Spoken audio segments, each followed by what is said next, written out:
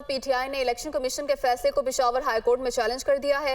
Election commission के पास party इंतखाबात कराने के तरीके से मुतालिक फैसला देने का इख्तियार नहीं। दरख्वास्त का ये मतन है, जिन लोगों ने पीटीआई इंट्रा पार्टी इंतखाबात को चैलेंज किया वो पार्टी मेंबर ही नहीं। दरख्वास्त में ये मौकिफ अपनाया गया है। इसी पर बात करने के लिए पेशावर से आमिर जमील हमारे साथ मौजूद हैं। जी आमिर।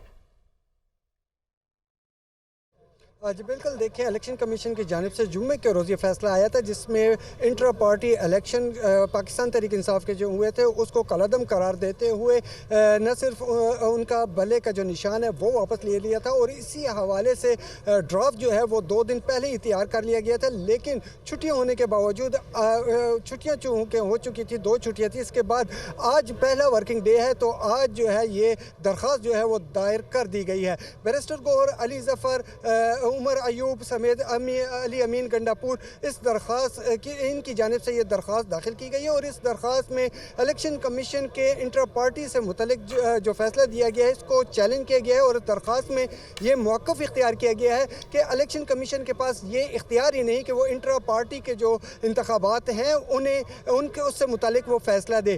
इन इंतखाबात के इस इक़दाम को चैलेंज किया गया और ख़ास तौर पर जिन 13 अरकान की जानिब से दरख्वास्त दी गई थी और इस इंतखाबात को चैलेंज किया गया था उनको भी इसमें मौक़िफ़ बनाया गया है। इलेक्शन कमीशन और 13 जो वो दरख्वास्त गुजार थे जिन्होंने एतराज़ किया था उनको इस जो दरख्वास्त है इसमें फ़रीक बनाया गया है और ये मौक़िफ़ इख्तियार किया गया है उनके हवाले से कि ये 13 मेंबरान जो हैं वो पार्टी के मेंबर ही नहीं हैं।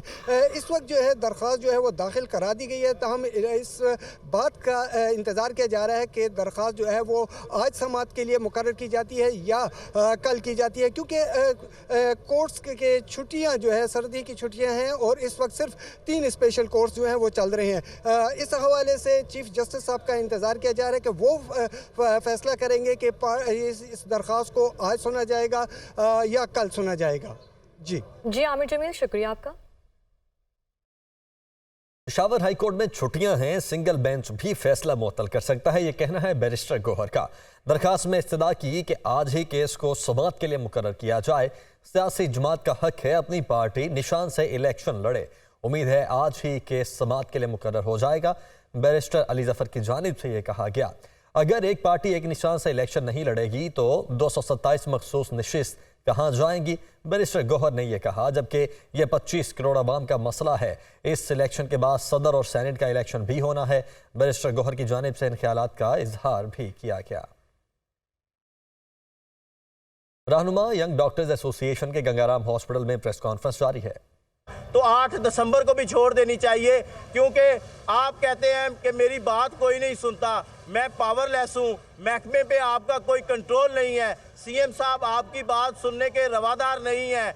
डॉक्टर्स, ये डॉक्टर्स वही डॉक्टर्स हैं जिनके आप प्रिंसिपल रहे हैं, जिनके आप वीसी रहे हैं। आप शायद हमारे सामने कुछ और बयान देते हैं, सीएम के सामने कुछ और बयान देते हैं। आपने अपनी एक वीडियो में जो मीडिया के दोस्तों ने लीक की, वहाँ पे आप कह रहे हैं कि वाईडीए पंजाब को उनके वीसीज और प्रिंसिपल्स और प्रोफेसर सपोर्ट करते हैं। मैं कहता हूँ ये शर्म की बात है आपके लिए। फिर आप भी सपोर्ट करते आए हैं वाईडीए को, आप भी सपोर्ट करते आए हैं, आप भी वीसी रहे हैं, आप भी प्रिंसिपल रहे हैं।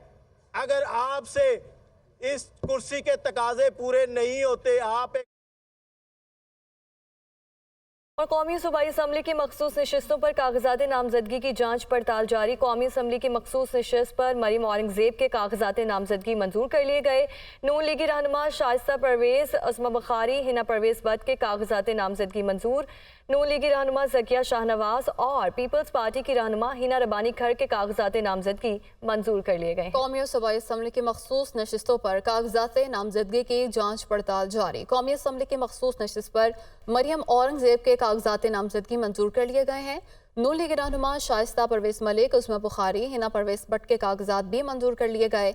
नून लीगी रहनुमा ज़किया शाहनवाज और पीपल्स पार्टी के रहनुमा हिना रब्बानी खर के कागजात नामजदगी भी मंजूर कर लिए गए हैं। कागजात नामजदगी की जांच पड़ताल का अमल जारी है। उम्मीदवारों के कागजात नामजदगी की जांच पड़ताल का दूसरा रोज खवातीन की मखसूस नशिस्तों पर कागजात नामजदगी की जांच पड़ताल। नून लीग और पीपल्स पार्टी के उम्मीदवारों की स्क्रूटनी भी जारी। जमात इस्लामी और TLP की मखसूस नशिस्तों पर उम्मीदवारों की स्क्रूटनी कल होगी, जबकि इस्तेहकाम पाकिस्तान पार्टी के उम्मीदवारों की स्क्रूटनी 28 दिसंबर को शेड्यूल है।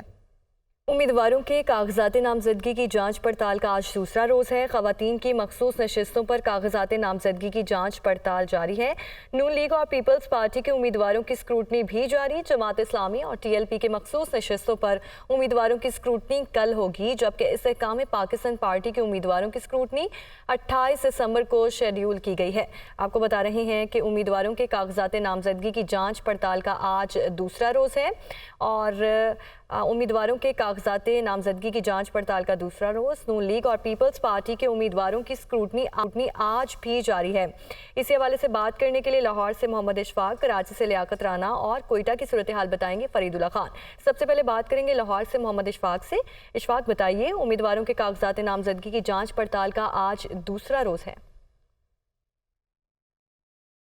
जी बिल्कुल, कौमी और सूबाई असम्बली की मखसूस नशिस्तों से मुतल्लिक इस वक्त मैं इलेक्शन कमीशन में मौजूद हूँ, जहाँ पर मुस्लिम लीग दीगर सियासी जमातों की ख़वातीन की कागजात नामजदगी की जांच पड़ताल का अमल जारी है। आज मरियम औरंगज़ेब, उज़्मा बुखारी के साथ साथ शाइस्ता परवेज़ मलिक, हिना परवेज़ भट्ट के कागजात नामजदगी की जांच पड़ताल का अमल मुकम्मल हुआ तो इनके कागजात नामजदगी पर किसी ने एतराज़ नहीं किया, जिसके बाद रिटर्निंग ऑफिसर ने इन तमाम जो ख़वातीन रहनुमा थी इनके कागजात नामजदगी मंजूर कर लिए। इसके साथ साथ जो कौमी असम्बली की मखसूस नशिस्त पर पाकिस्तान पीपल्स पार्टी की रहनुमा हिना रब्बानी खर के भी कागजात नामजदगी मंजूर किए गए, उनके कागजात नामजदगी पर भी किसी ने एतराज़ नहीं किया। जबकि इसके साथ साथ जमात इस्लामी के रहनुमा लियाकत बलोच के जनरल नशिस्त से कागजात नामजदगी मंजूर किए गए, जबकि इसके साथ साथ मुस्लिम लीग नून के कायद मियाँ मोहम्मद नवाज शरीफ के कागजात नामजदगी